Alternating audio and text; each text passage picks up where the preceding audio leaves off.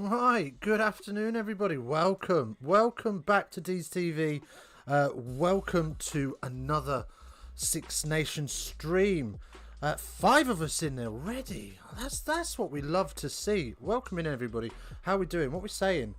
Ireland, France today should be a good one. So here's to hoping.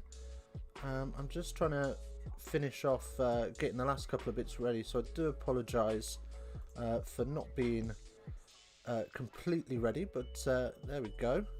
We're here, the 100th meeting of this these two teams. When was the first one? 1907, I think. Ireland won at Lansdowne Road. What are we saying today? I'm saying France win comfortably. Lots and lots of changes, but we'll get into that in a little minute. But yes, welcome. Super stuff. Do say hi as well. That chat box is there for your pleasure as much as mine. Let's get a conversation going. Let's have some chat. ITV again today. Adverts, but we'll move. We move. So let's pick up on yesterday. So 2 games yesterday. England, Italy. Underwhelming performance by England, but they got the job done. So we're happy with that. We'll take that. Wins are wins, and it's a bonus point one at that. But lots to work on for the next couple of weeks. I wouldn't be surprised if Eddie Jones has organised some trip to Georgia for a bit of bosh. But yes. And then, possibly, the best game of the Six Nations so far, in my opinion, hands down. But I'd love to hear what you've got to think about it. Wales, Scotland. Was it a red card? Was it a yellow? I think it was a yellow, personally. But it's red. I get why it was given. I think there was mitigating circumstances. I get he didn't wrap. But he was only going to be able to wrap on his own teammate. I think that's a really tough call. But never mind. It is what it is, and Scotland losing by the narrowest of narrow margins in the end. Right, so ITV pictures, the players are coming out. Let's have a little butchers at those squads today. So let's go away team first, shall we? Let's go with the French, and let's have a look at the French. Try and get these in before, at least the French in before the silences. Because there's nothing worse than having to stop in the middle there. So the French squad today, we've got, and I always butcher the pronunciations, so I do apologise if any of our French friends are watching from across the channel. But we've got Barley, Marchand, House, Leroux, Willemese, Jelenic, Aldrit, Olivion. They're the forwards. And then the backs, we've got Dupont, Jalibert, Ficou, Vincent, Penaud, and Villieri and Dullin. I didn't see, is Thomas injured then? Because he had an absolute stormer last week. I'm amazed he's been dropped for this one. But yeah, never the mind. He's not in the starters. Oh, he's on the bench. He's on the bench. He scored 3 tries last week. Still disappointed. My dreams of Candalonian Grand Slam this year failed to materialise. The big, how we doing? Welcome back. You are an absolute stalwart of this channel, aren't you? You're everywhere. Yeah, no, disappointing for Scotland. I'm sure they're gutted. I certainly would be anyway if I was Scottish. Oh. So, yes. Let's turn that down a little bit. There we go. Right then, on to Ireland. Ireland next. And lots of changes in the Ireland squad this week. Lots of them forced. A little bit of naughties with what's his face? The doctor for who's doctor? Sexton's doctor. Sexton's doctor's in trouble this week, isn't he? He's been out and about shouting and raving. Anyway, Irish forwards. We've got Healy, Herring, Porter, Burney, Henderson. Henderson captain this week. And we're going to take our moment's silence for racism. We didn't beat the clock. Lads. Never mind. Anyway, we're just getting ready for this silence while the announcer announces it to nobody. And here we are.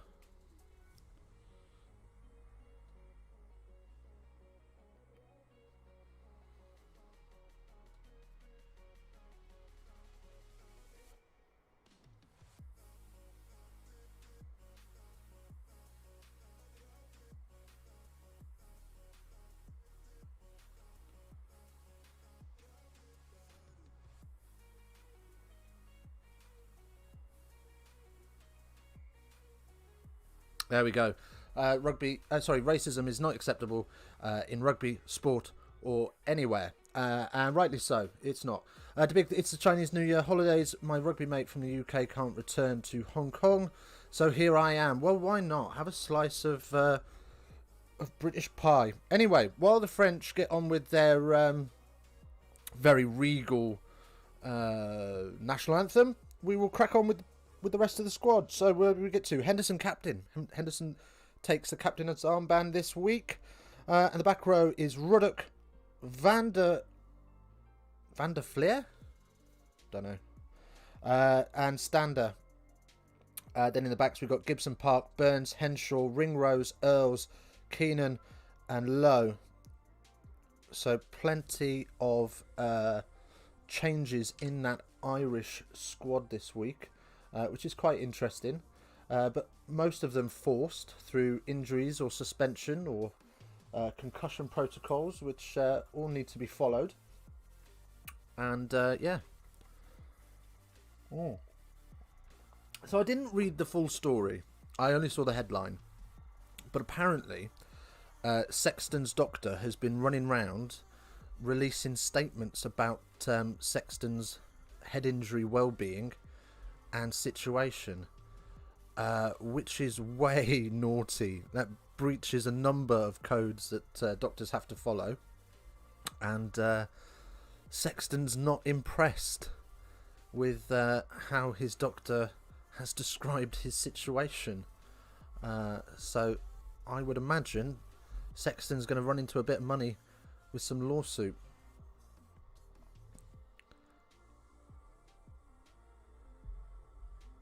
I don't recognise this. This isn't shoulder to shoulder. Oh, have the Irish changed their national anthem? Oh. That wasn't shoulder to shoulder. Someone's going to lose their medical license, aren't they? Just that's well dodgy. Oh, here it is. Here's shoulder to shoulder. They're going to play both today. I don't normally remember them. Posh new advertising. Oh, what, at the bottom of the screen? Yeah, we thought we'd do that at the bottom. Because so I got some feedback last night from another streamer friend of mine, and he told me that I don't say enough subscribe and smash like. So rather than me forget, I just thought I'd pop all our socials at the bottom and ask you to kindly, if you would, be so kind. You don't have to. If you don't like it, don't bother. But yeah, if you wouldn't mind hitting that like button, that would be very much appreciated. It helps us get seen by more people. That's the Republic of Ireland anthem. See, I thought they didn't play the Republic of Ireland anthem because the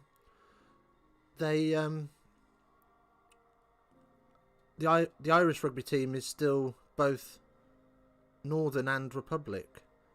So I thought to stop tensions between the two, they went with shoulder to shoulder and stuck with it. But maybe now that we're out of the EU, they don't like it no more. Who knows? Anyway, Ruggers is coming, but it's ITV, so we've got adverts. I'd like to talk to you about some analysis that the commentators are talking about, but unfortunately, we've got Guinness adverts, which I'd love a drop of Guinness. I'd love a proper drop of Guinness anyway. Tom's... Oh, Tom, smash the like button, motherfuckers. Samuel L. Jackson voice. You know it, mate. Don't worry, the kids are away today. There's no children in the house, so we're all good. They've gone to spend Valentine's afternoon with Nanny, who is in our support bubble.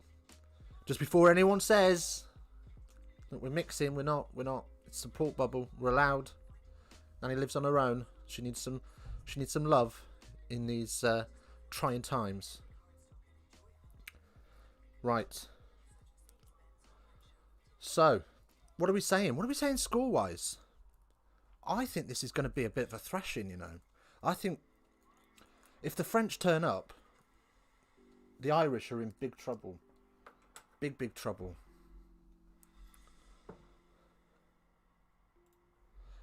You're good, Dickie. I certainly am. Prefer to hear it in Liam Neeson's Taken voice. I have a particular set of skills. Is that what you're looking for? Have you seen the Kermit the Frog version of that? It's genius. It's absolutely genius.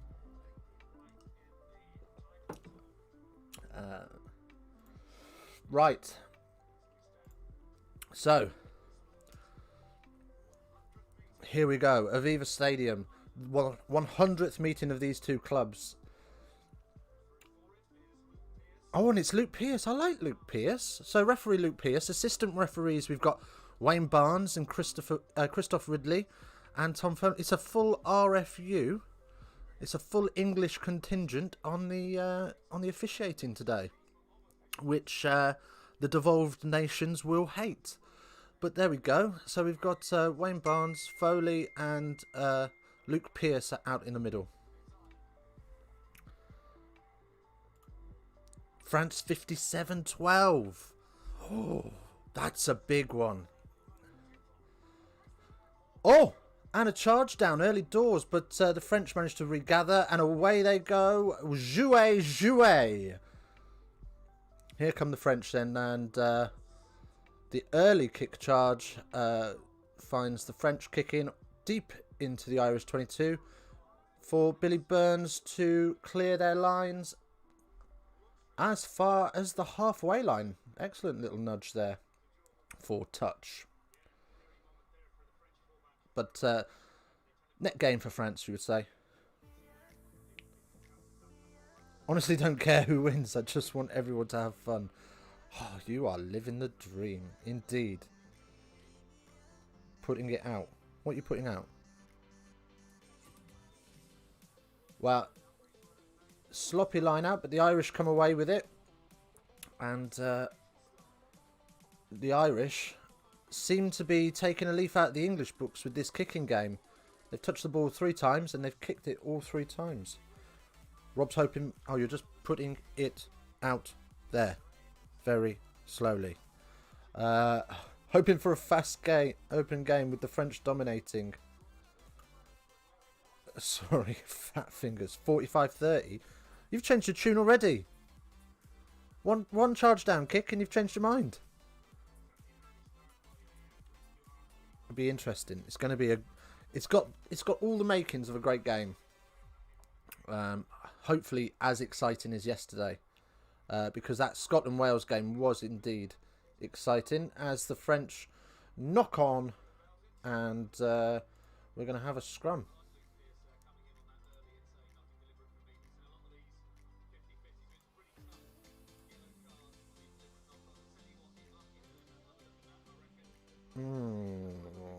Borderline. But penalty only. Oh, no, it's not. It's not even a penalty. It's just going to go scrum. 45-30 to France, yeah. Yeah, I think you're about right there.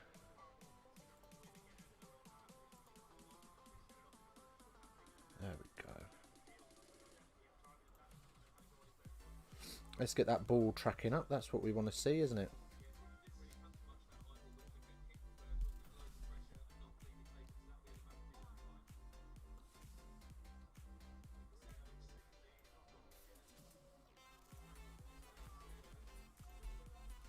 There we go.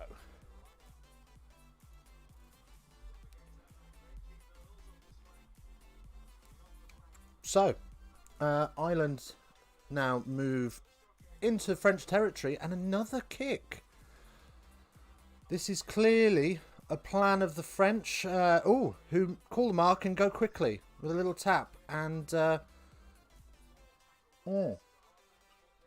would suspect that the French are going to look to keep the ball in play and tire the Irish out. And the Irish are going to try and adopt this English tactic of kicking, as once again the kick tennis begins. Emma, is Ireland 20, France 21? If it's 2021, I'm all about that. That will be an epic finish to this game. More kick tennis ensues, but keeping the ball in play. So we've just got forwards running shuttles between the two tens. But Ireland find touch on the French 10.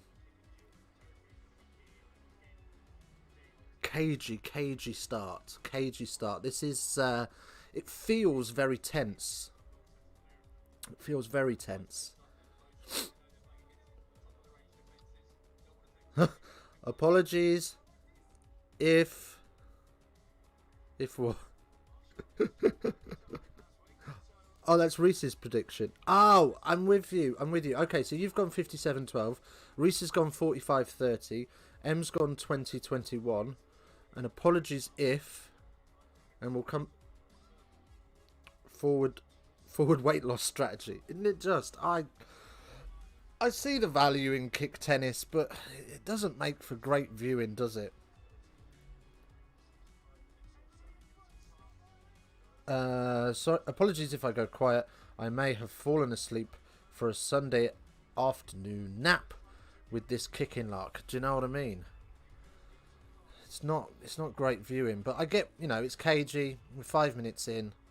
But yes. Anyway, Burns trying to cut back into traffic to no avail as the French hold their defensive line just outside the 22.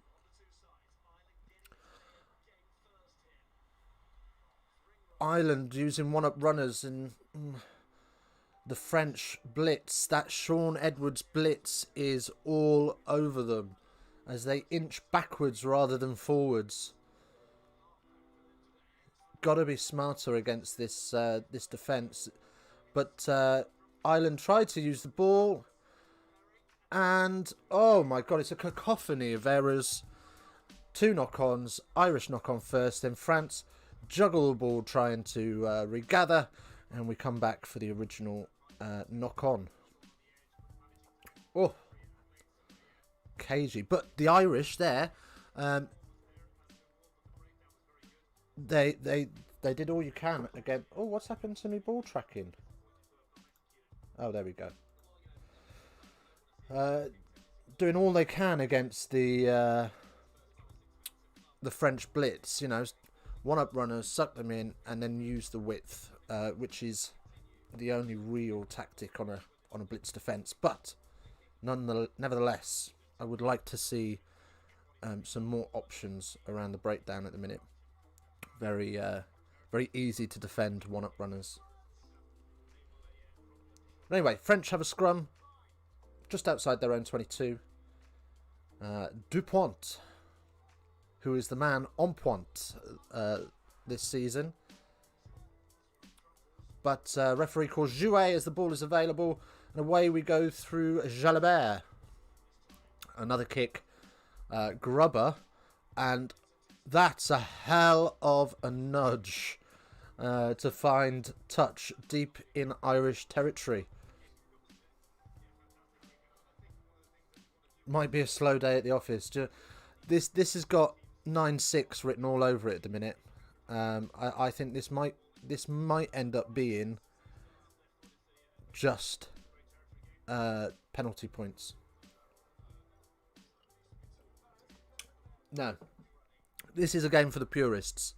It's a very tactical, cagey start, but hopefully it'll pick up and open up as legs get tired. As Ireland set the maul and successfully peel around the corner and win the penalty. Side entry. Oh.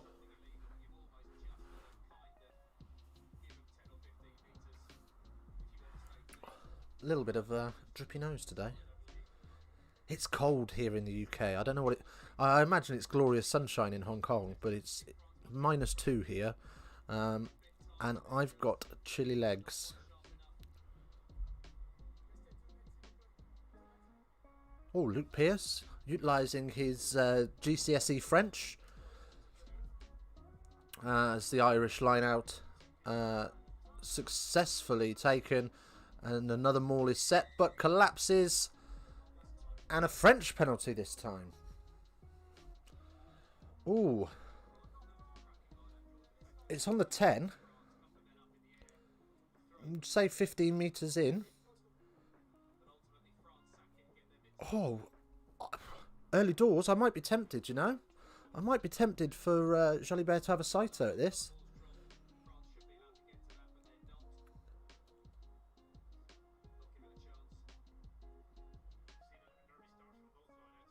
And they are going to go for the 3 points.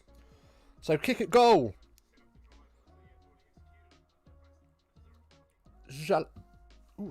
Jalibert to have a go at goal with on the 10-minute marker. Be a great kick if he gets it. Be a big chase for the pack as well. And the camera has got no idea where it's gone. But it does go dead. So, no score. Missed. We're still emerging from winter there. What's winter like in Hong Kong, though? Is it? Do you have hot winters? Does it get as cold as -2? I tell you what, it's not a million miles away. I thought it was over to start with.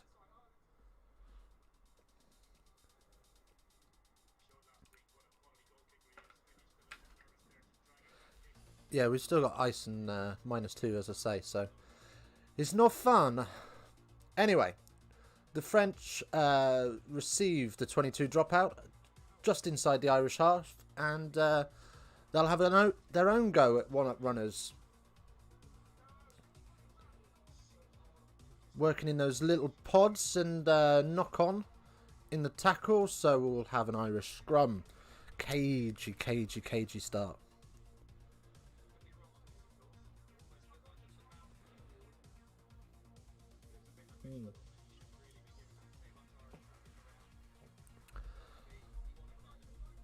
Still looking for the French to settle down a little bit here, but as the action area stat pops up, and the vast majority of action in the French half. Yeah, well nicer, your weather. I'm sure of it. I'm sure it's shorts and t-shirt weather all year round in your tropical paradise. Anyway, Irish scrum. And an Irish penalty from that scrum.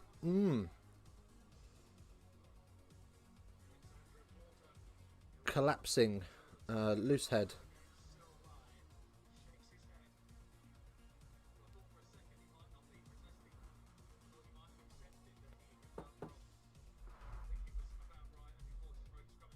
Gonna change my prediction to 0-0. Yeah, you're not wrong.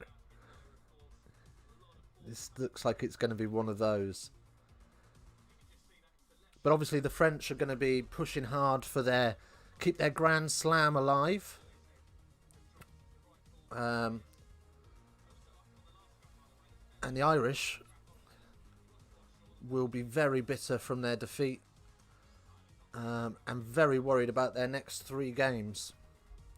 I mean, the way Scotland played, you would imagine if England turned them over, and you know, that Scotland game becomes very important to Ireland. I mean, we all know that they're going to beat Italy, that's a given, but to lose to the other 4 could spell big trouble for Ireland. I mean, they're not going to get rid of Andy Farrell on the back of a shocking Six Nations. As Keith Earls comes into play and brings Ireland into the 22. And Ireland looking a little bit dangerous here. But slow ball means that Ireland are struggling now to reset their lines. And the ball comes loose. French have advantage and are trying to run it out of their 22. You would imagine here Caterpillars are going to get set in a second and we'll have another kick. As the forwards bump it up just to reset position. As the ball goes deep to Jalibert and they clear their lines. Yes, so Ireland could potentially be in a lot of trouble if they don't win today.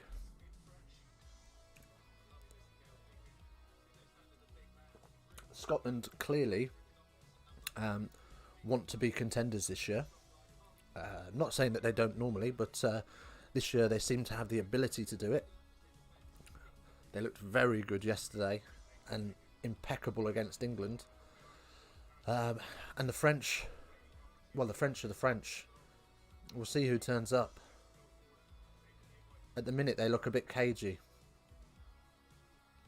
As the high ball goes up, and it's just inside the 22. So the mark is called and hoofed down to the Irish 22 for Billy Burns to collect, gather and clear himself. More kick tennis as the French now kick.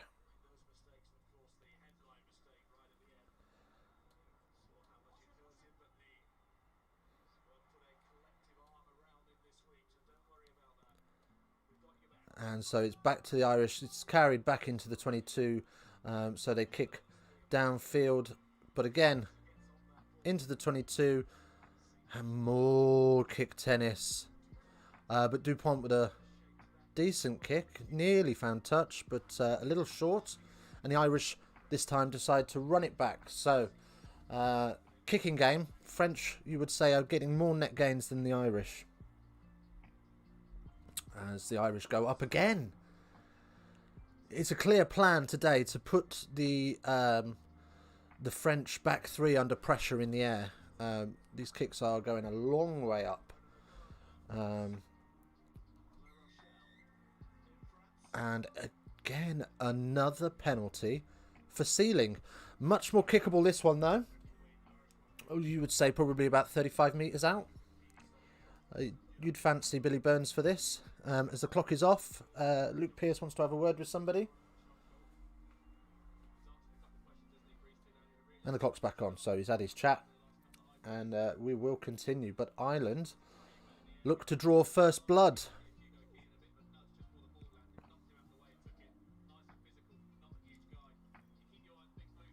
Not sure. So the penalty was for sealing as well, by the way. The Irish scrum half with his receding hairline and beard looks like a medieval monk. You're not wrong. It's not a great look, is it? Something about rugby players and having terrible looks. Whether that be the mullet or the monk beard. It's not ideal. Unless you're Owen Farrell and then you've got the hairstyle of a lawyer. Prim and proper. Anyway, Burns with the kick, and wow, he might have a head injury because I think he's got double vision on that one. I think he was seeing a set post to the right. It's well wide.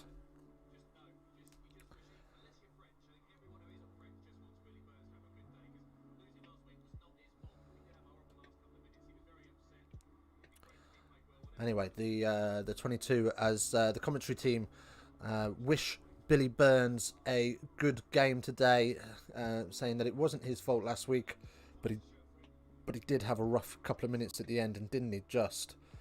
As the Irish now use their forwards in their little pods. Gibson Park again kicking.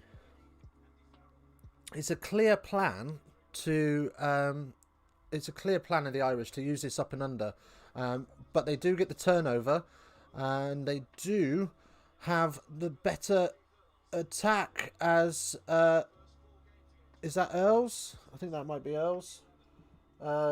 Gets Ireland into the 22 and the forwards now rolling around the corner. It is Earls.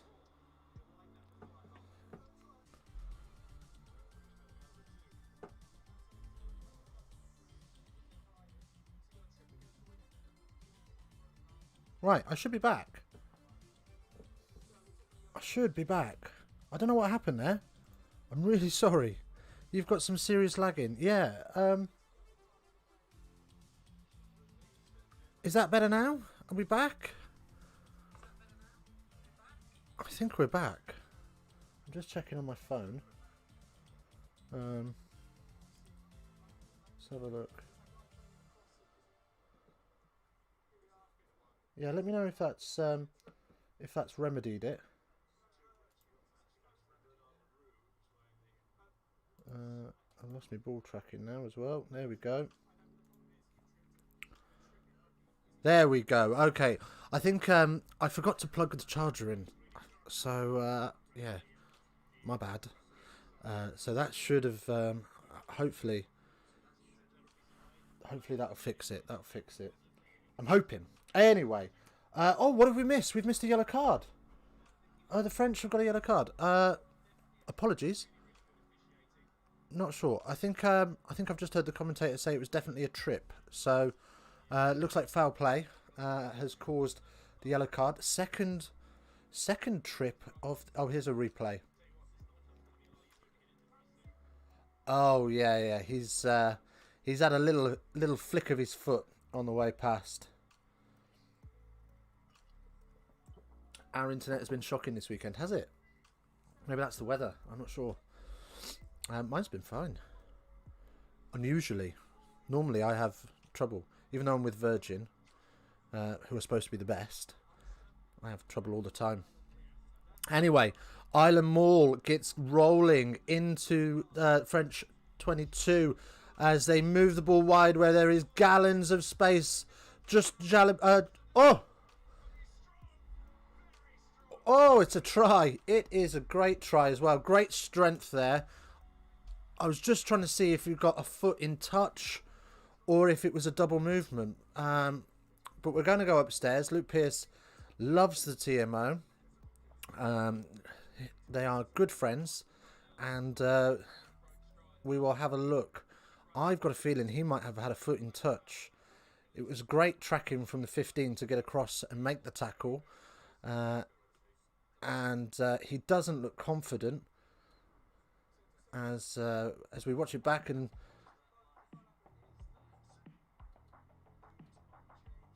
oh, James Lowe, have you done enough, my friend? Oh, I think he might have just got a slither of leather on maybe one or two white blades of grass.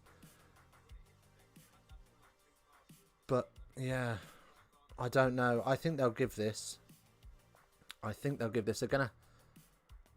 gonna have a closer look at the try line, and they're gonna rock and roll the footage. I don't know. He might be all right, you know. Legitimately surprised how mediocre France is. This French team. They'll be electrifying one week, and they'll look like old Pistorians the next week. It's very, very peculiar. They're a very peculiar side.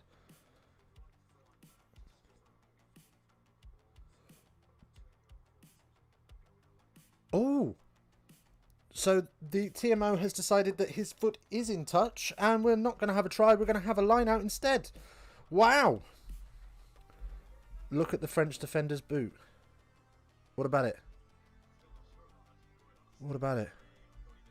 What did I miss?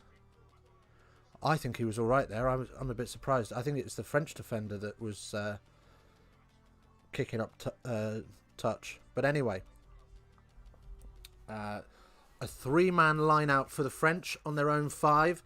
Goes long and tipped over by the Irish, and the French very, very lucky to get away with not conceding a try there from that very, very risky move on your own 5. Well, the rugby press now have a talking point for the coming days. They do indeed. Will that be the turning point of the game? Could you imagine if the Irish lost by 5? Oh, the Irish press would be looking for blood. Anyway, 2 knock-ons, so we've got a French scrum on the 5. Much more solid place to get a decent exit from.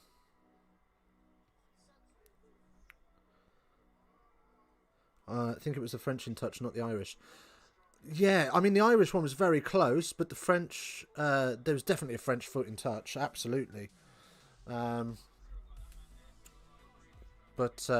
anyway, scrum wheels, and we're going to have a reset. So, more time chewed up off of this yellow card clock, which will be exactly what the French will be looking for, as we have 7 minutes and 30 left on it. 2.5 without anything really happening.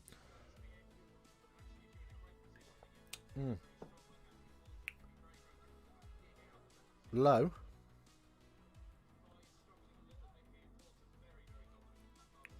Oh, what, you think Low was in touch? Low's boot just touches the line. I think so. I think it probably touches maybe 1 or 2 blades of grass. It's very, very close.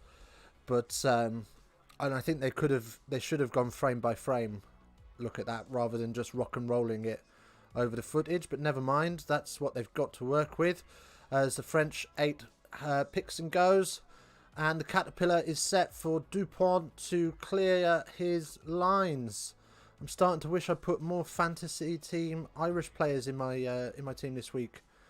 As French find the Irish 10, and it's this very old school approach from the Irish. I say old school; it's only about 10 years old.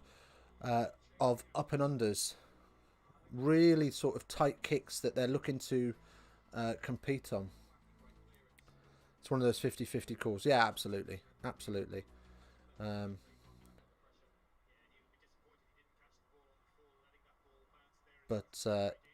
Yes, yeah, you know, kicking the ball not even 16 meters, but they are competing and quite often winning, winning in the air. So anyway, you'd need a magnifying glass to see the white blades of grass Low's boot may have touched. Absolutely. Very close indeed. And evidently a talking point of the next few days, as once again the Irish go up, bringing them a fair amount of success. And France go long, deep into the 22, where Gibson Park tracks back and clears his line as far as the 10. More kicking, because England don't do enough of it. Right. Anyway, well, we've got a little break in the play. Oh, they're just showing another replay of it. I think he might have been okay, you know. Oh, wait, no. Oh, no, it's clear and obvious. It's clear and obvious. It's not his front foot. It's his trailing foot. It's his right foot that comes across. It slides onto the line.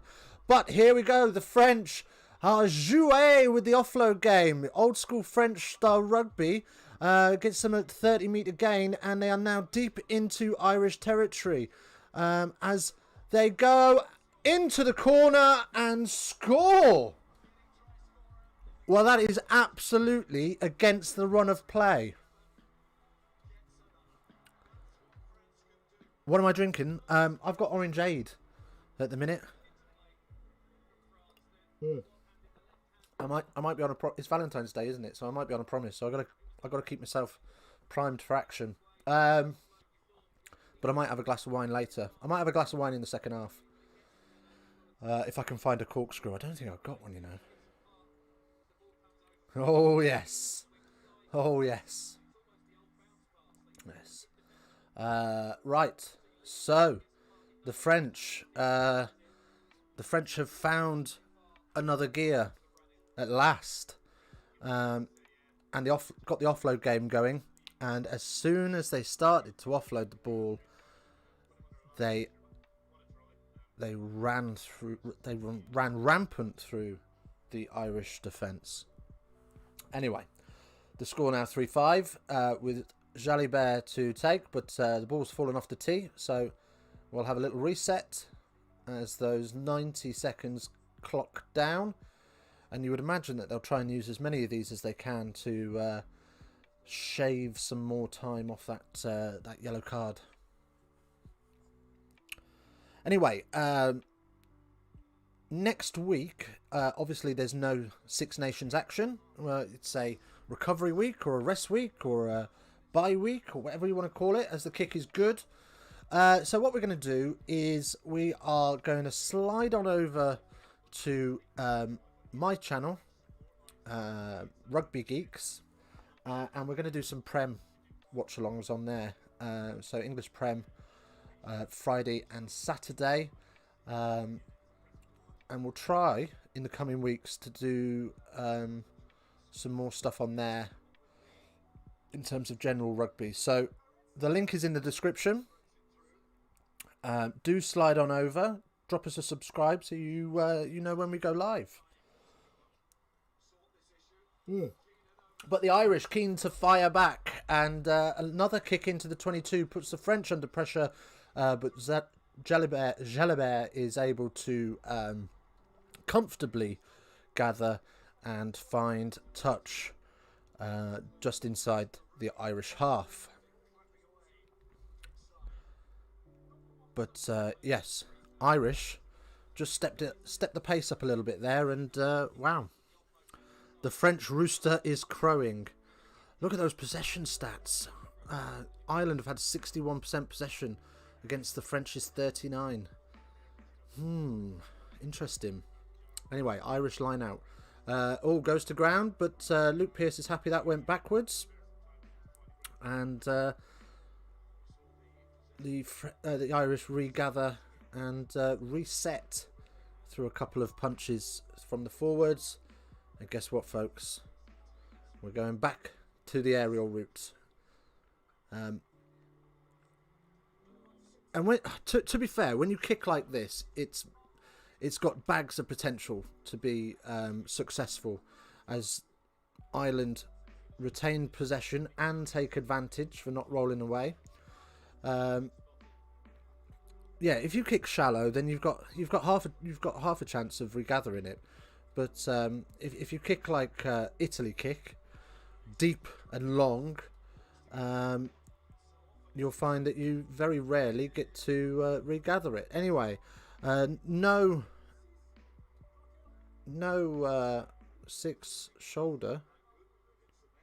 Not sure. Anyway, we're coming back for a penalty. What is happening with my little ball tracking? It's being ever so naughty today. What are we saying? So there's 10 seconds left on the card. So you would think that he will be back on in time for the next line out.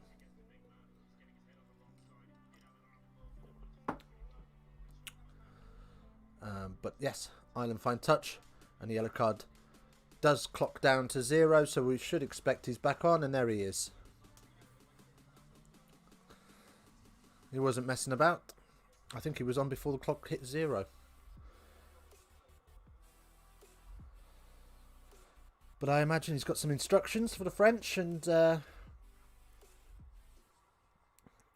we will see how he goes. Right then, so the Irish trying to change the point of their forwards attack by playing a little bit wider, but still very much one-up runners. Yeah. That blitz defence, though, is really putting pressure on them, as Gibson Park gets caught and off feet again. Really a theme of the week for the referees this week is that ceiling penalty. I imagine that they've had some sort of major instruction to say, let's get this kicked out of the game, because yeah, there's no competition at the breakdown, in my opinion, over the recent years with ceiling, and the referees this weekend have been very firm on it.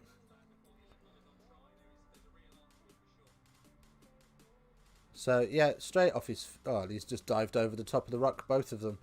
That's no good for Man the Beast. Right.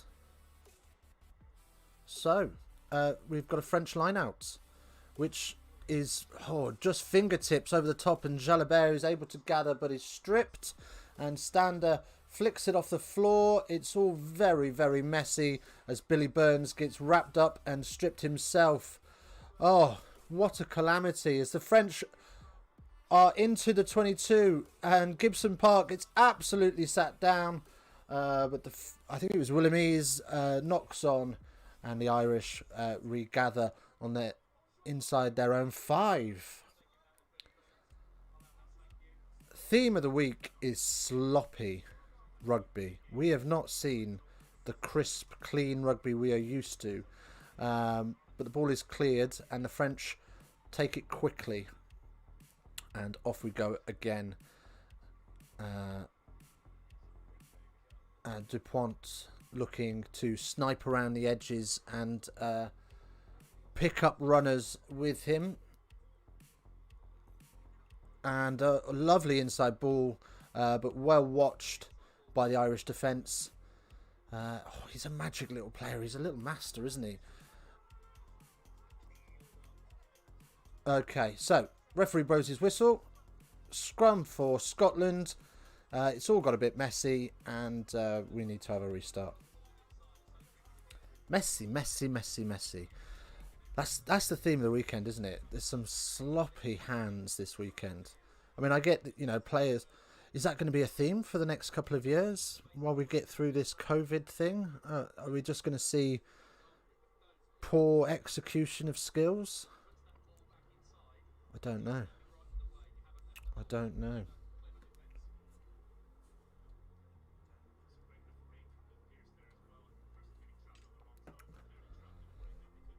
Scrum for Scotland, you say? Did I say scrum for Scotland? It's because they're blue. It's scrum for France. My apologies.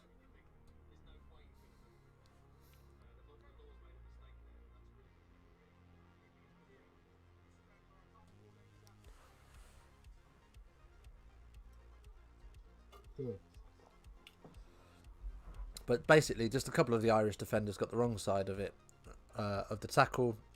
So there was nothing they could do about it. But referee just requesting that we try a little harder to stay on the right side.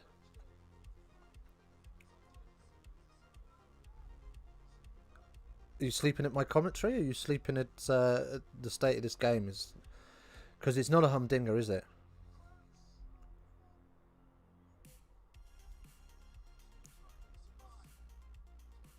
Right. French scrum.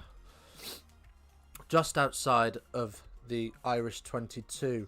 And it's wheeling and it's turning, but the ball gets out just in the nick of time. And Luke Pearce is happy for play to continue.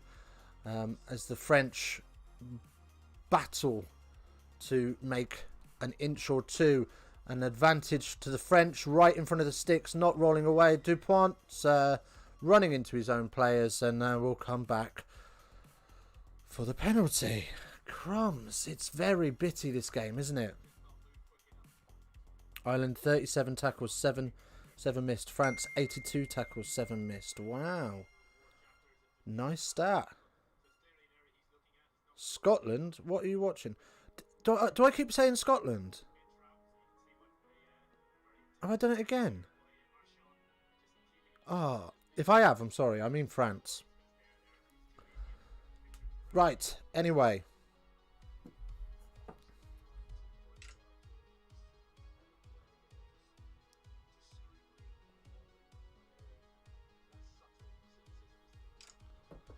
Dear oh dear. Right, anyway, okay, so French penalty. What are we saying? About 25 metres out. And it sails through the middle and bounces off the advertising hoardings that are covering the seats. 10-3 to the French with a minute left on the clock before half time. Cool. Ireland don't look as hot as they did. Oh, the game. Yeah, it's not the best game. It's certainly not Scotland-Wales yesterday, is it? As Luke Pearce says, jouer, and Dupont gets that away to another forward pod. And, oh, a little fumble, and he's had to go it alone now as he recovers just outside of his own 22. And the forwards will clean up that mess and get ready for another pod. You would suggest here that the French are probably just running down the clock now. Those seconds ticking away. Just 20 seconds left on the clock before the half. And the French quite happy to just run that down.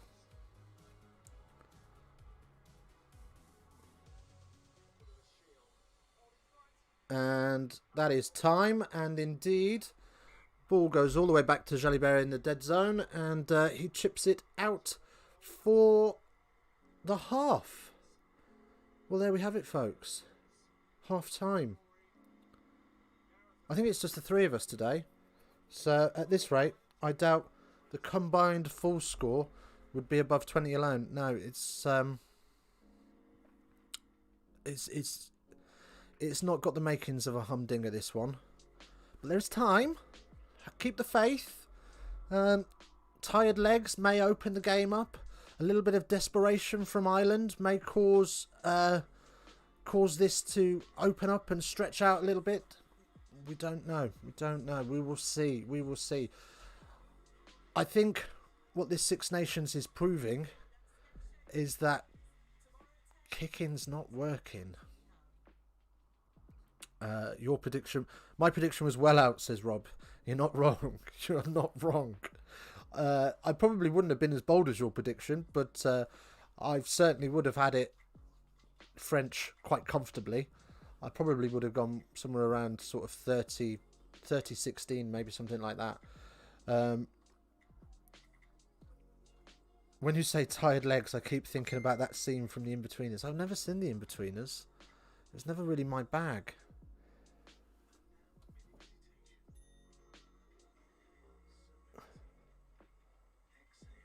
Oh dear. My mother-in-law's just sent me a picture of a spring in the snow and said, "Spring, is it around the corner?" Never mind. Right, so this game, what do we need to see from it? From an Ireland perspective, I think it's showing us that the team that kicks the most is the team that loses. What's become absolutely apparent in this Six Nations is that actually to beat a kicking team, you just don't kick it back. It's that simple. If you don't kick it back to them, you have the ball. They might have got the net gain, but you have more of the ball, so you've got more opportunities to score. So yeah, for the French, they need to wake up, don't they? They need an espresso at half time instead of a cheese board. They've been okay in flashes. When they start to offload, they look very, very dangerous. When they've got that free flowing game that they are so famous for, they look very, very good. But for the rest of the game, it's been quiet. Very, very quiet from the French. So perhaps in the second half, we need to see some more of that free flowing action from the French, and a little bit more ball in hand from the Irish. They need to draw that defence narrow, bring them really narrow, and then use their opportunities in the width. And if they can start to move their defence, the French defence side to side, I think they'll see a lot more reward for their hard work. Maybe got too complacent after Italy. Maybe. You know, you spank a team by 40 points. It's easy to go to sleep, isn't it? And especially, you know, the press have been very in France's corner for this. All the pundits saying that France are going to walk away with this, especially after the performance against England in the Autumn Nations Cup, where a French B team took England all the way to the wire. Although it could be a great second half if it comes in. It could.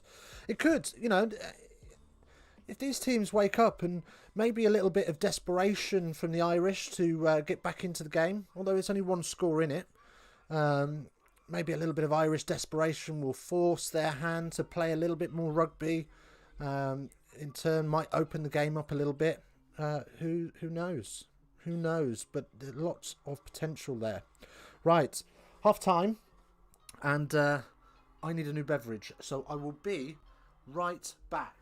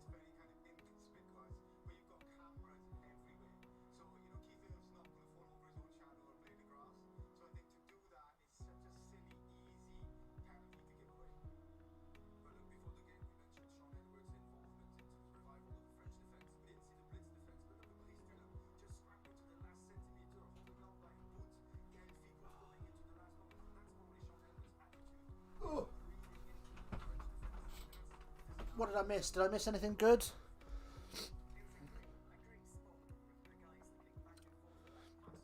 Nothing. Absolutely nothing. How are we doing?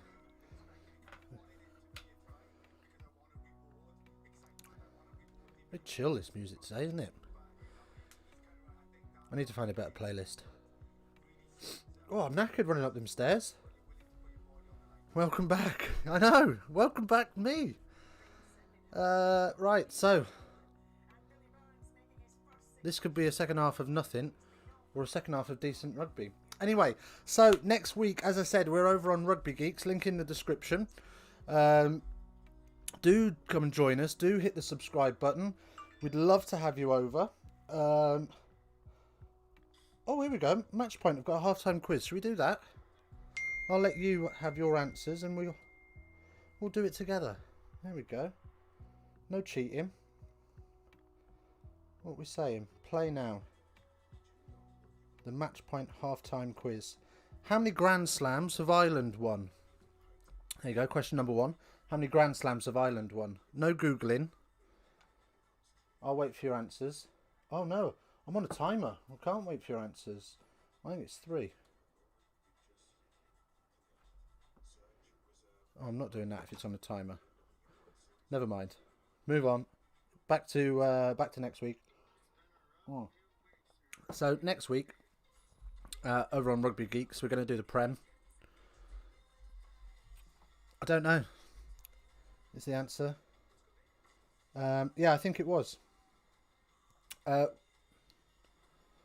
When did the French last win in Dublin?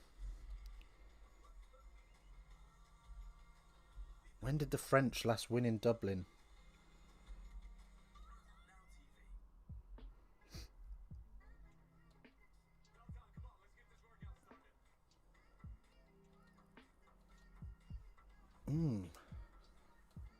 These are tricky.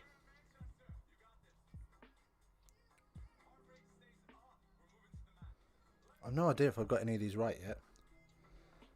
But maybe I'll go over with you in the second half. 2011, 19 years ago. Who won the Player of the Championship in 2020?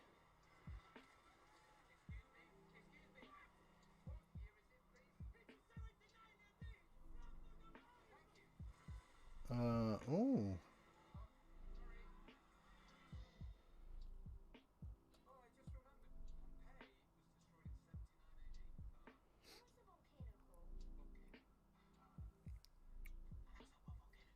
Right, okay. I finished mid-table. Oh, it doesn't give me the answers. Yeah, I think DuPont as well. That was a bit of a waste of time. Because it doesn't show you if you're right or wrong. It just tells you your score at the end. So, never mind. We move. So we're covering the Prem next week on Rugby Geeks. Do hit the link in the description and subscribe there for the action. I think what we're going to do is we're probably going to move the rest of the Six Nations over to Rugby Geeks as well. From a club perspective, it's only Rob that is here from the club. So it's not really benefiting the club as such. So we'll probably move all our rugby watch-alongs over there so we don't clog up the club content. But yes, next week, Friday night, we start with Gloucester Bath. Nice local derby to start off with. Should be a good game as well. Two clubs that are somewhat struggling this season. And Gloucester recently released of the pressure of relegation. So maybe, just maybe, with that pressure off, they'll be able to play some more free-flowing rugby. Oh. But it'd be interesting to see how they do play with that threat of relegation gone, or whether they just go, do you know what? We're just going to keep following our process and keep building the way we want to build, and we'll get there in the end. But yeah, it'll be very interesting to see. Anyway, half-time is nearly up. Not a lot to talk about in that first half. There wasn't a lot of action, a lot of kicking. If there's no chat about the Six Nations, any interesting takes on ideas about the Lions? Oh, that's a good shout. There's a good shout. We could talk about the Lions. So that's coming up this year. Wayne Gatlin's going to have to pick his squad in the very near future. What are we saying? Who's gonna take some? So there are going to be some obvious names in that squad that maybe don't deserve places on form, but will take places on name. So I'm thinking like Alan Wynne-Jones will be in there. Owen Farrell will probably pick up a spot. There'll be a few English names in there. I would imagine, though, we're going to see a little bit more of Scotland in this Lions squad than we probably once thought. So perhaps Finn Russell. Is he too much of a maverick for Wayne Gatlin, though? I don't know. Yeah, Farrell's going to be there, not on merit. I don't for a second think he's got there on merit. But he'll be there because he's Owen Farrell. And he's had... Has he had two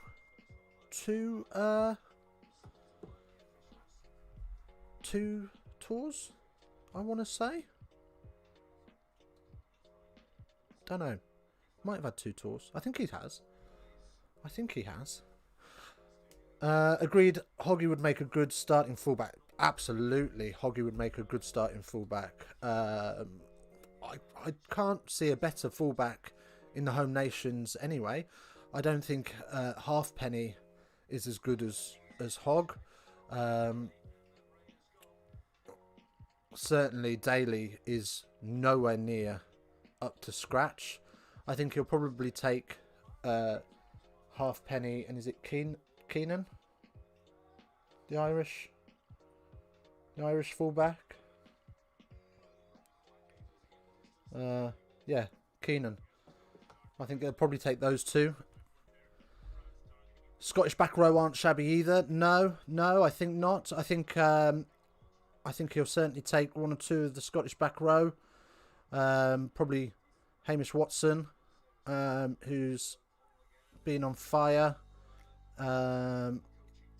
He'll probably take, almost definitely take Tuperick.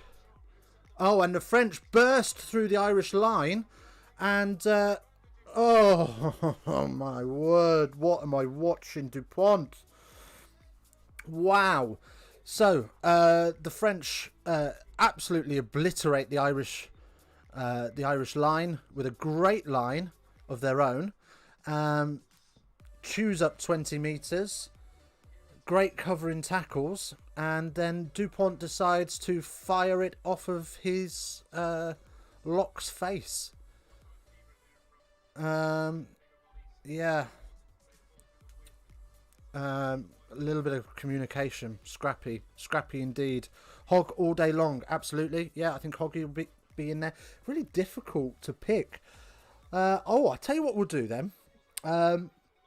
Next week, let's make a video out of that. Let's pick a Lions squad. We can do that. We can do that next week. We might make that a halftime thing on Friday night. So do join us. 9. Oh, 9's tricky. 9's tricky, isn't it? He likes Gareth Davis. We know that.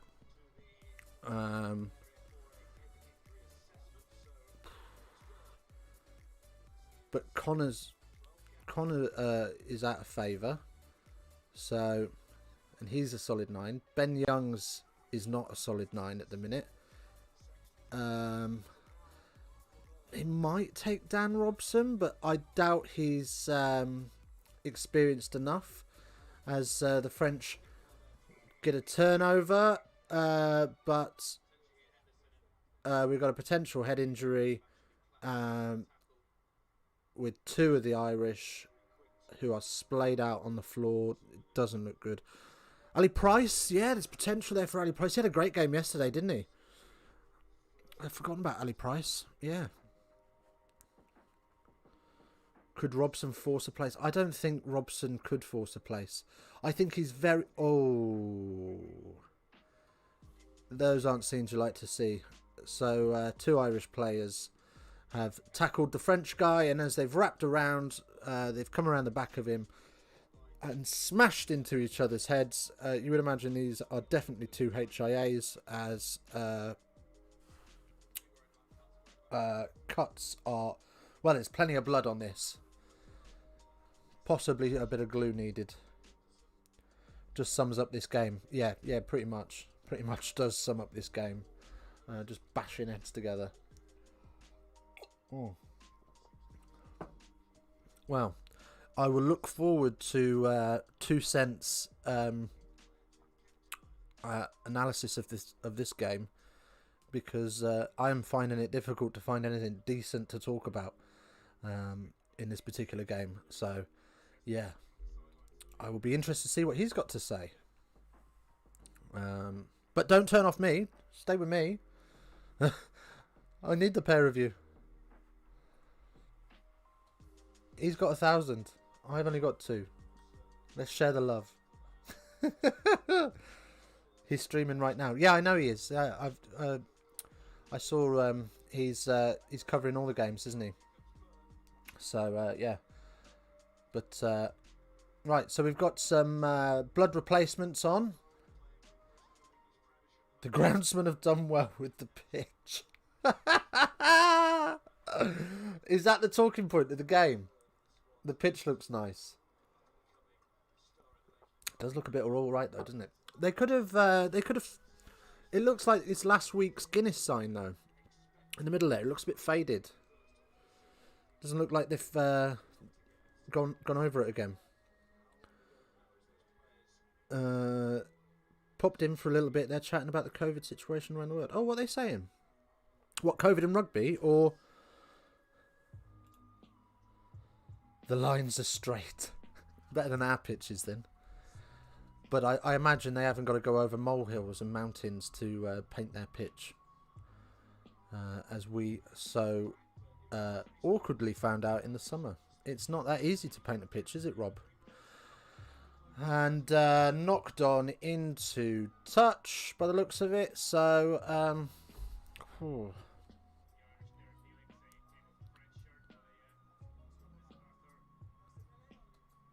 what are we saying?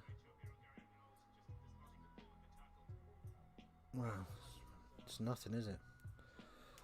Just about vaccines and stuff, don't blame them. Not at all. This is just a zero drama math. Oh, match. Yeah. Yeah, there's nothing in this match, is it? It's the epitome of the professional game. 2 sides that are there playing for a paycheck. It's, there's not a lot of niggle. There's not a lot of passion on display. It's just doing the job that they've been paid to do. Which is fair enough, I suppose. The lines on the ball tracker are straight too. I like this ball tracker. This is staying. I love a bit of this. At least, you know, there was a few people yesterday that didn't have the game on and were just listening to my commentary, which more fool them. But yeah, they said that they liked the ball tracker. They were able to keep up with play, but also listen to the comms that and the chat that we were having. So that was lovely. Even a dull England-Wales or England-Scotland match at least has some excitement to it because of the rivalries. Yeah, considering this is their 100th appearance against each other, yeah, it's not filled with any intent or bitterness, is it? Anyway, the French in possession as they just about breach the Irish 10. And Dupont with another filthy flick back inside to allow one of the forwards to march through, but another knock-on. Another knock-on. Whew. Games like this, they should replace all the players with grassroots club players who will show a bit of grunt determination. The pros should then donate their pay to charity. Or donate their pay to the grassroots player that's had to play it. I don't mind that idea. But I would point out what standard of rugby would we get, excuse me, especially considering the Saracens situation where we've got championship players playing for England. Yeah, I would say that's it's a nice idea, but it'll never happen, would it? Anyway, we got a Irish scrum just outside their own 22. But Luke Pearce doesn't like it, saying there's lots of pre-engagement. So let's get that fixed and reset it while we wind the clock down a little further. If this stays like this until 60 minutes, we could be... There is potential. There is potential because the Irish will have to... They will have to chase the game. They can't afford to lose 2 on the bounce in a Six Nations. The unfortunate thing about a fixture like this is that you don't feel as if the teams have a statement to make because of their lack of hype or rivalry. Yeah, it's weird, isn't it? There are a few games like that. I mean, all of the Italy games are like that. No hype, no rivalry. Oh, it's just Italy. Can they keep it under 50? You know, the Rugby Championship has it, doesn't it? We've got plenty of niggle there between Australia and New Zealand. Although I imagine the South Africa games are a bit more niggle free, are they not? And then, of course, you've got the French against everybody but the English. There's no real rivalry there. I mean, the whole Six Nations is... I mean, it's quite lucky to be an England fan in the Six Nations because... Or an England fan in general, because everybody hates the English. The English are the pantomime villains of all sport for our arrogance and cockiness and belief that we are the best because we invented it. Yeah. So we get to have rivalry with everybody. What we're saying, better than this at the moment, could be entertaining. Yeah, oh, gotcha, could be. Can't even have a streaker run across the pitch. Oh, and that's a great nudge, to be fair. That's a great nudge deep into the French 22. And the French will now have a defensive line out that has not really worked so far this afternoon.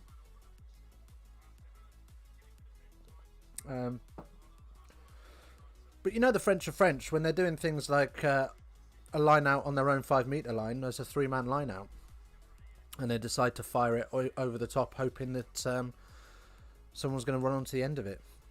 Crazy.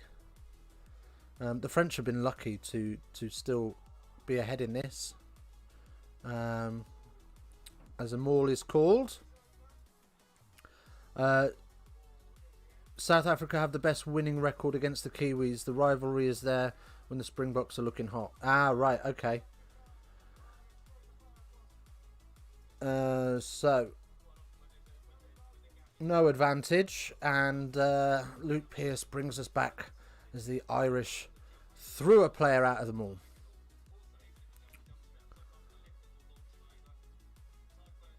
What's he done? Oh, he's pretty much landed on...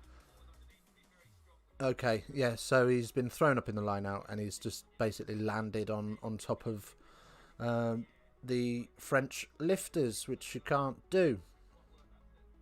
So, the French are allowed to kick away, but they've not found touch. But I guess New Zealand is basically the Southern Hemisphere version of England. It's a good day whenever any team beats them. Yeah, I guess so. Yeah, I guess that, you know, when you've got a win percentage of all time of 86%, I think it is.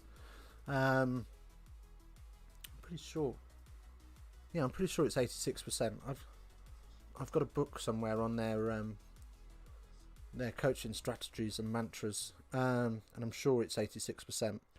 But yeah, when you've got a win ratio like that, then yeah, and it's a well-known fact that you are the best sports team across all sports based on your win ratio. then yeah, everyone wants to beat you, don't they? Anyway, the French, another sloppy line out, goes flying over the top, and the Irish able to regather and batter their way towards halfway.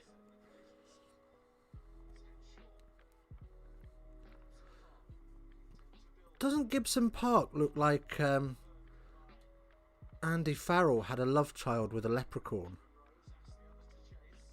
Do you think he's Andy Farrell's favourite son? Is that what it is? Is that why there's niggle between him and Owen? As the French clear their lines very, very deep. Looks like he's going to go dead. And just does. So we'll have an Irish 22.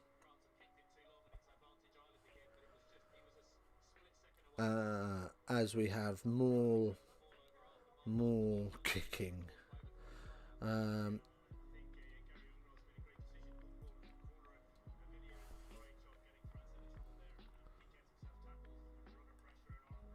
Right. So the 22 drop is up. It's gone a long way up, and only as far as the 10. The ball pinballs around, and Luke Pearce happy for play to continue as Gibson Park boxes away. Jalibert with a little fake kick and takes on 3 defenders before being carved down. Oh, for God's sake, another box. Oh, this is hard work. This game is a hard watch, is it not?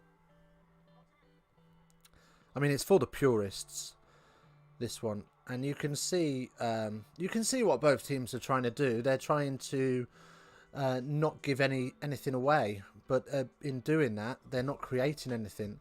As Gibson Park now knocks it on, and a turnover as Marchant carries forward. Dupont with a little up and under box of his own, and Keenan's dropped it, and it's a cacophony of errors again as the French are trying to offload, and it gets fumbled into touch.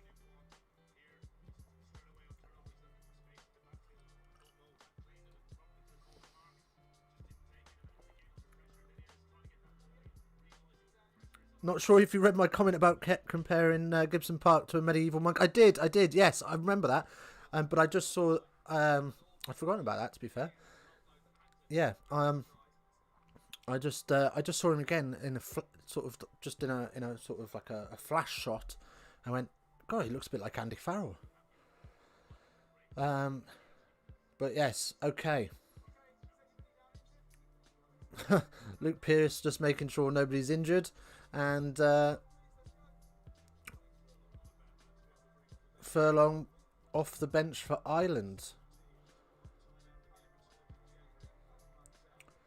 So Andy Porter off, Furlong on. And more changes for Ireland. Not sure who else it was though.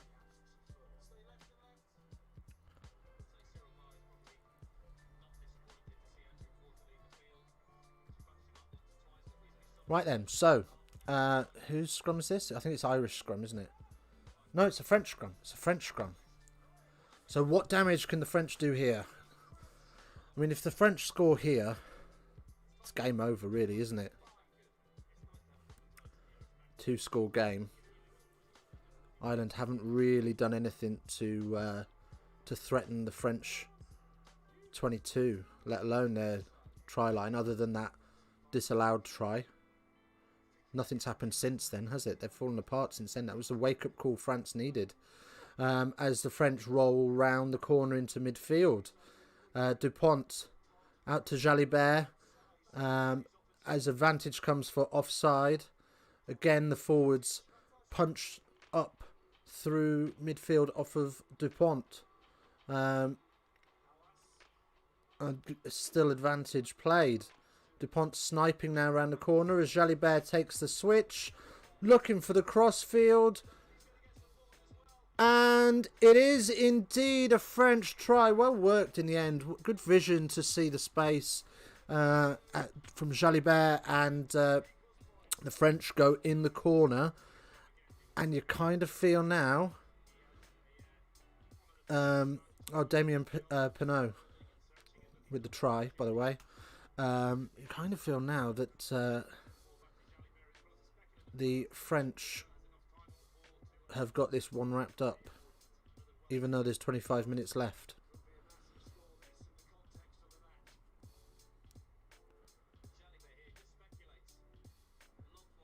Oh, it was very nearly intercepted as well. But there we go, Pinot in the corner. And what are we saying? What are we saying? Can Ireland get back into this? I mean, there's time for it. But do we think that they've done anything, or they've got anything to breach this French defence? Anyway, 55 minutes in, 3:15. And Jalibert with the kick. Let's have a look at this. What's the line like? Oh, it's he's hooked it. Started on the post and just kept drifting inwards. So the score remains 3:15.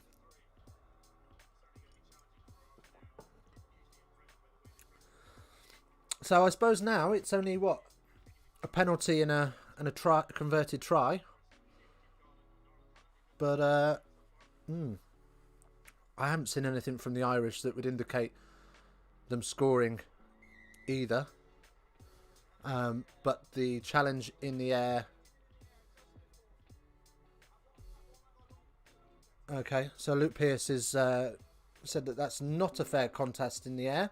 He's taken the man out, and the Irish will get a penalty. I think that's harsh, you know. He's never taken his eyes off the ball. And I'm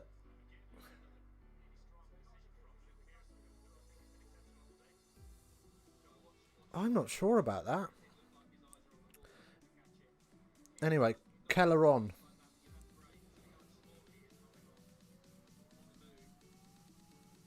Will I be proven wrong?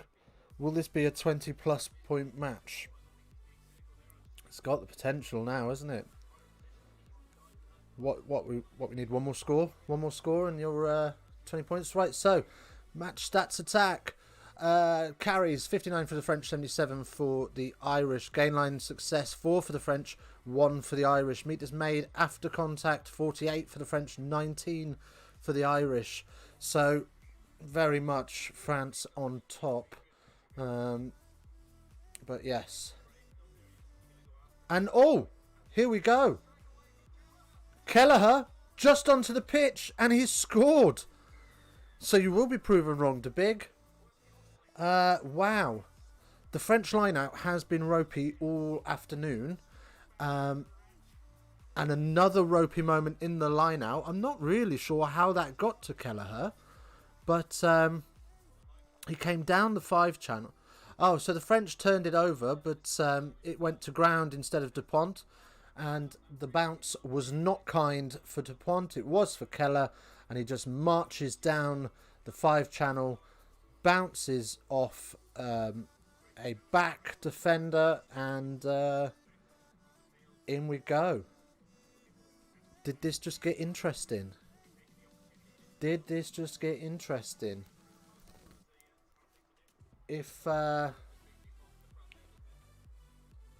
they convert, if Billy converts this, then we've got a 5-point game.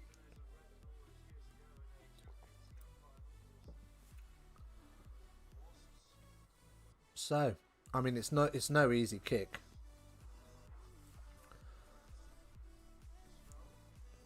It's no easy kick at all.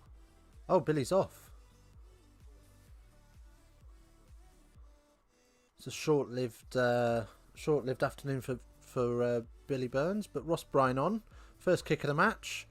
And it's a peach. It's an absolute peach. Lovely kick. So, 10-15. 25-point game. One try in it. Any converted try now is game over. And just as I was saying, it was game over for Ireland. I will eat my words.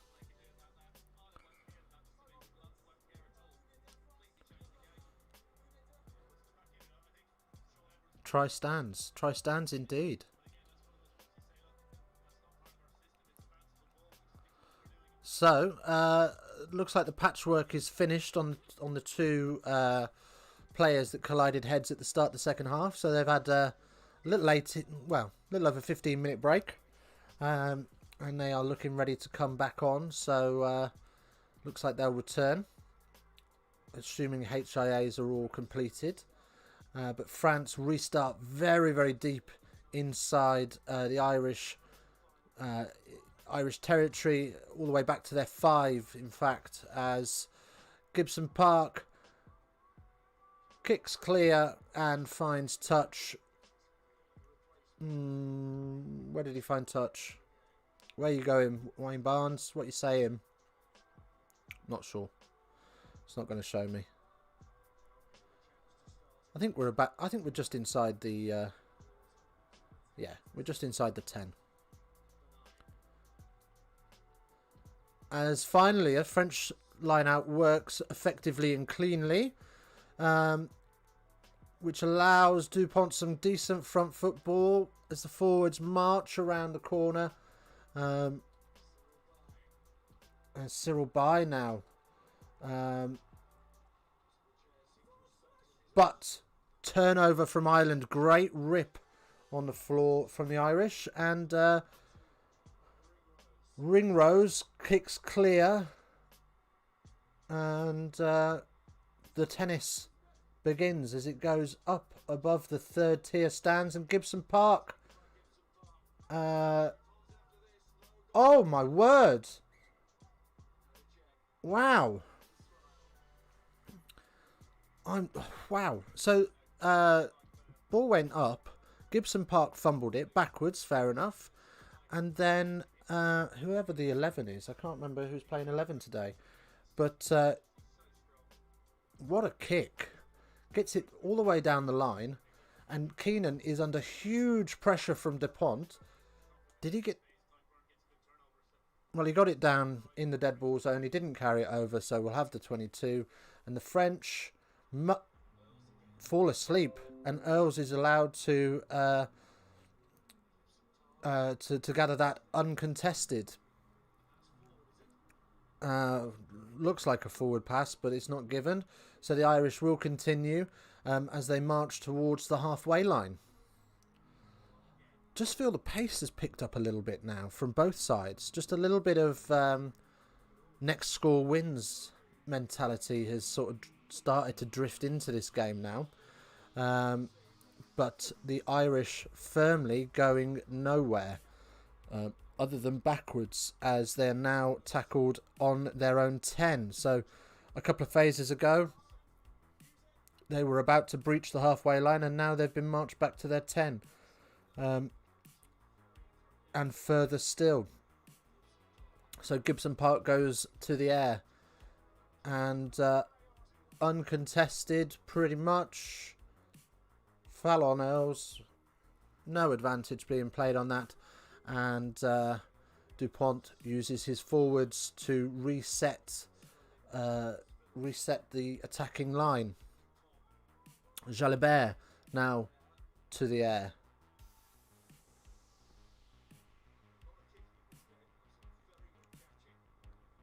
And Keenan, you would suspect that's going to go well long with 1 or 2 more bounces of the ball, but no, it's just into the dead ball zone, so we'll have a 22. If that bounce had been a little bit kinder, French could have been looking at being, the Irish could have been looking at being marched all the way back, but not to be, and we'll just have the 22. Well, all this excitement has got me needing the loo, so I'll be back. Am I here? I don't know.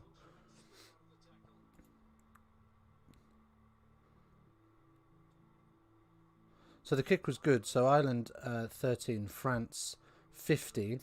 I'm not sure if I disappeared for a second there, so I do apologise if I did. Everything's going a bit funky at the minute, so we'll see if we can get back. What have we got? Oh, we've got 2 scoreboards there. I've lost a lot of my visibility, but we're there. I think we're back. I think we're good. I'll have to use that as a little monitor to keep up with what's going on. Right.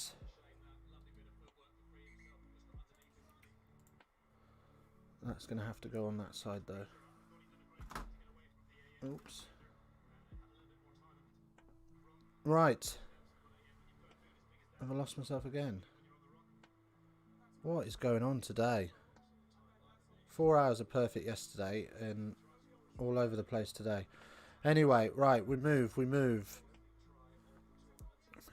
Let's maybe turn the music off.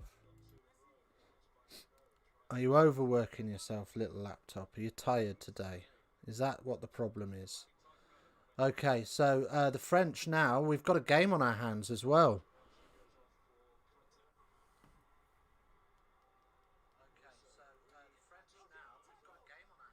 It's gone really laggy and I'm not sure as to why. But it is what it is. We move. I think you can hear me still, so I'll just keep talking. Hopefully the camera will sort itself out in a minute. But I am seeing that my CPU usage has just leapt up. Anyway, the French are, you would say, running a little scared at the moment. They are panicking as they move to the space. Thomas is on and not given a kind pass to start with, but they find themselves in touch with an Irish scrum. Is that an Irish scrum? Was it a knock on? I don't know. Luke Pearce has got his arm out. Not sure, but we'll find out in a second. It is an Irish scrum.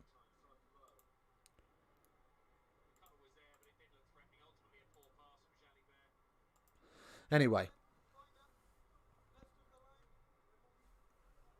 I think we are still here. Let me know if you're still here, or if this is all falling apart on me, as it so often does. Technology is one of my favourite things.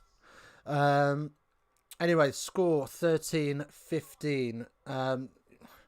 You would suggest that the only bonus point going to be picked up this afternoon is going to be a losing one. But with time still on the clock, who will it be for? This would become a very interesting competition if the Irish were to turn over the French, because that bonus point would be in a lot more play, except for the Welsh, who still remain undefeated. But Tomac now he's wrapped up, and the Irish are very keen to counter-ruck and have done so successfully. So DeBig still here. Is it okay, DeBig, though? Is it all bitty and gone all horrible? Hopefully not. Hopefully it's still pretty clean. But yeah, do let me know. I've turned the music off. Hopefully, if it was, that helps. But advantage France. Still not feeling this match, to be honest. No, it's not the most exciting as the Irish collect the ball in their own 22 and kick clear all the way down to the French 10. No, it's not the most exciting. It's a very bitty match, but 11 minutes to go. The pace has definitely lifted. And at least it's a bit, well, at least it's a close one. But it still doesn't feel like there's anything going on. Audio's fine, but the video's freezing every now and again. Okay, well, we'll live with it for today. It's not an exciting match, but never mind. Right, Kieran Healy off, Ed Bryan on. Healy going off covered in blood. All his own by the looks of it. Looks like that gash opened up on his head again, so looks like he's going to come off and get get fixed up. And the French line-out starting to work. It's only taken them 70 minutes to get it going, but yes. And the Irish, once again, play more kick tennis. But touch is found for a net gain for the French, so they will be pleased with that. Any score now wins this game, in my opinion. Either side. I don't think there's enough time left on the clock to fix that.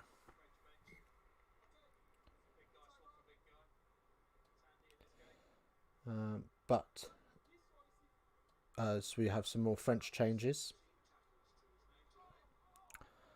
And sloppy in the air. Both players grabbing hold and coming down. And France have come away with the penalty.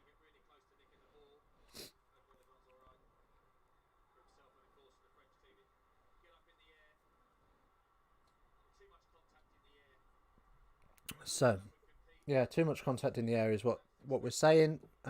So, yeah.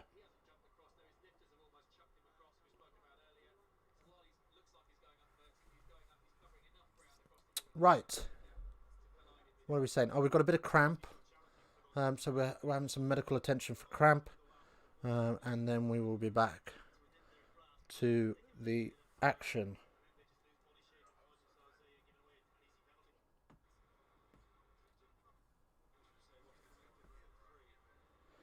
I've just dropped into 2 cents while I was just refreshing the video on my stream. And he looks as sick of his life as I do for this one. Bless his heart. Well, I suppose he's got up at 4 o'clock in the morning for this, and it's atrocious. So much love for good old 2 cents. But Jalabert with the kick, and it's off the post. And live, and the chase isn't the best. So the Irish come away with it all the way out to their own 22 line. Another missed kick in a game full of them. As the Irish just about secure ball, and Gibson Park box kicks away. And off an Irish leg in the end, and out into touch. You got a feel for the guy, though, haven't you? Getting up at 4 o'clock in the morning for this nonsense. Jalibert, square off the post there. He couldn't have got it more in the middle of the post. And the French, the French coach there, wondering what he's paying for. But never mind. So the score still 13-15. The French with the line out successfully landed into a maul just inside the Irish 10.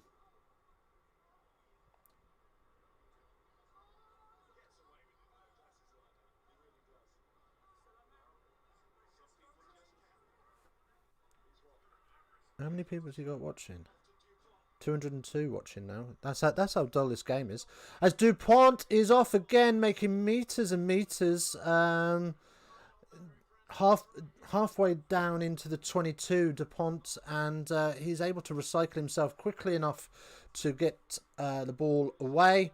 And width is coming for the French. Numbers over, but they aren't able to use it. So we go back into midfield with the forwards, and the ball is lost, turned over. No advantage for both of the knock-ons there. France knocked on first to give Ireland the turnover, and then Ireland knocked on almost immediately to give the French the turnover, which is pretty much the story of this game. Sloppy mistakes,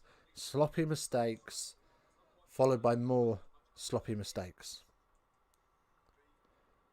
Let's have a 15-man maul. Tall maul. I like the 15, and I've used the 15-man a couple of times. It's effective when done properly. I remember years and years ago we used to do we had a couple of training sessions on it to use it as an actual thing in a game. We've come up against a side that we knew were going to be better than us in that department. So rather than try and compete with them all, we decided to try and surprise them with a 15-man maul 10 metres out. Very successful. Right, so the French scrum inside the 22. And Dupont at the base of that gets caught, but the French 12 is able to get it away, and more sloppy play as the ball squirts out, and Dupont tries to get his foot over the top of it, but unable to, and the Irish able to enforce a knock-on from the French scrambling attack.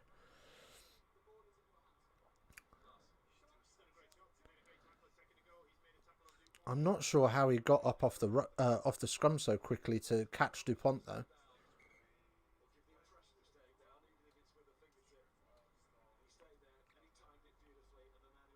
It's always a good crack and entertaining to watch.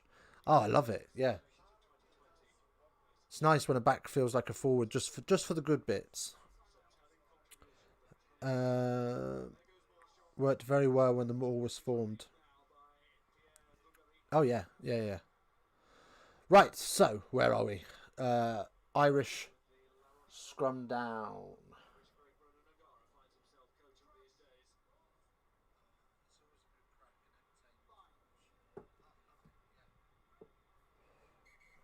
As I realise, looking at my own stream feed, I've probably become more of a podcast now, haven't I?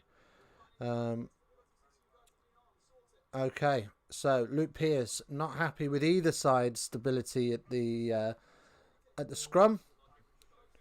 So not fully bound on. Yes, he's they're not getting much stability there. So Luke Pearce has a stern word to say, and then we are back in for another scrum down. Ireland are running out of time. If they are going to do anything in this game, they need to do it now. They're in their own 22. And Gibson Park, with 4 minutes left on the clock, is being told to use it. And with 4 minutes left on the clock, Keenan has hoofed it downfield only as far as the halfway line. But the French return it. And Ireland get a net gain on the kick there. So they will take that as the forwards come into play. But a Caterpillar's... What's going on? Why are people kicking at this stage in the game? As Thomas flies in and lies all over people's heads. And Dupont is able to get the ball out to forwards, playing a sort of slingshot, latched on. But again, the Caterpillars formed, and we're going to have... I think this game is going to pretty much finish how it started, with a series of kicks, and oh, wow, Gibson Park. So he managed to flick the ball to Lowe to prevent touch. Lowe was able to make up a few metres. Gibson Park was able to just about keep up with him and just about to get back into the field of play to take a pass before he was bundled into touch. So, here we go. Yeah. So it's going to be a French line out on the halfway line.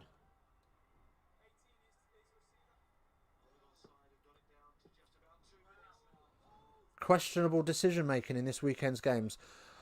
Yeah. And last week, it was Gareth Davis, 10 seconds to go.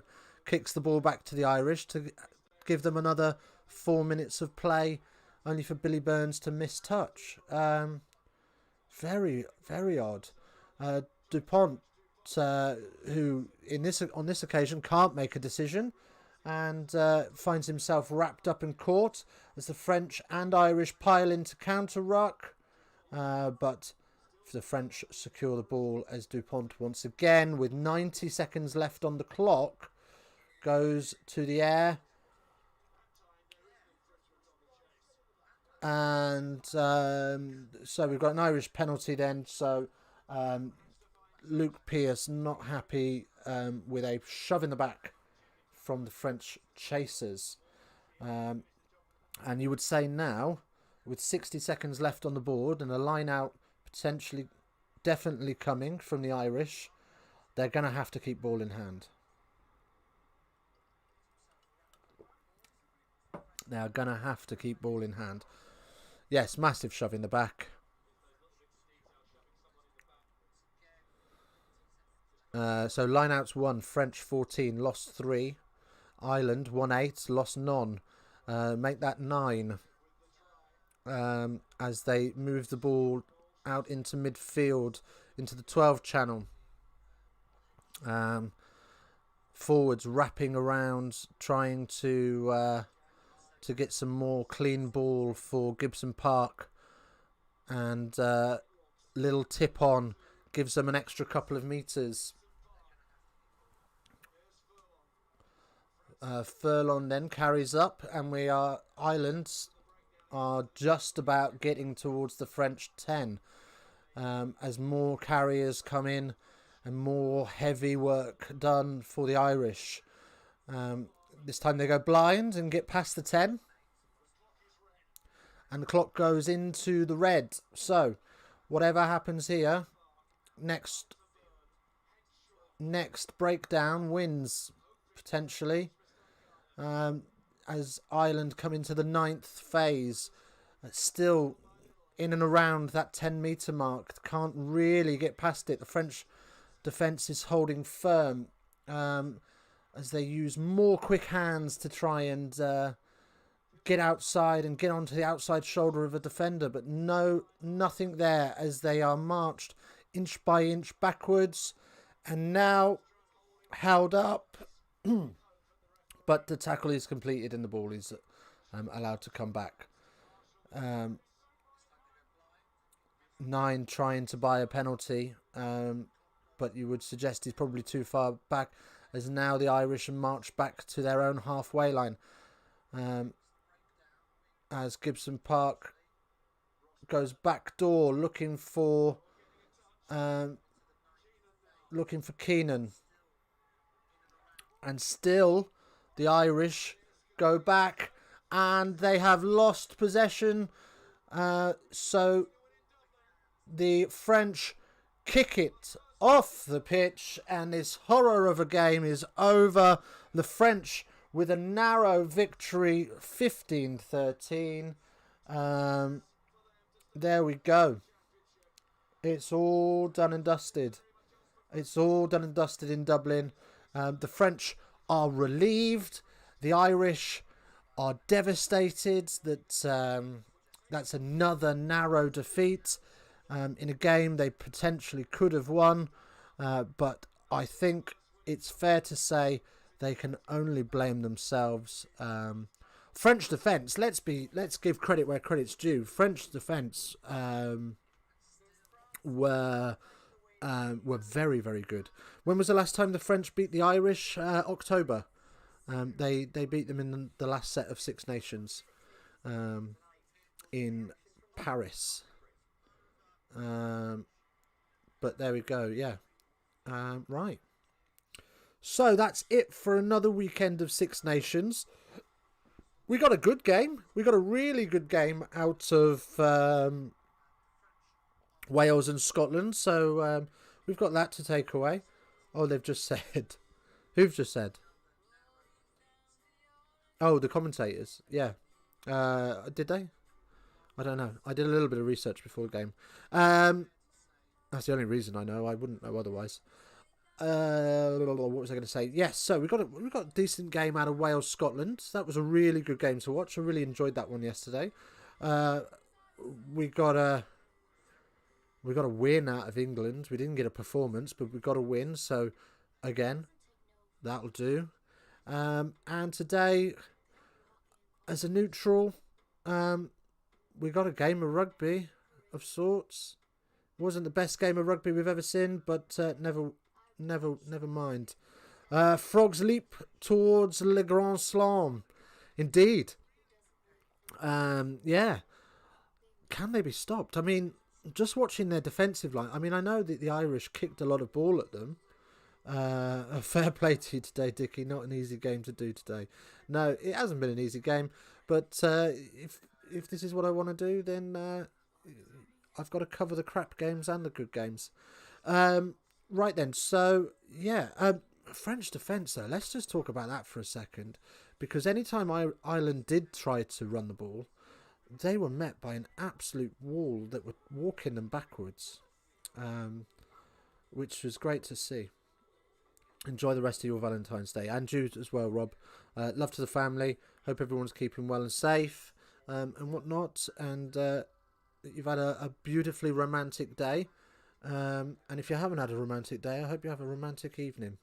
Get those oysters out, and yeah, make sure you've had a wash. Stay safe. See you next time, DeBig. Yes, DeBig. Do join us, DeBig, next week if you're about. I'd love to see you over on Rugby Geeks. That would be awesome. Especially as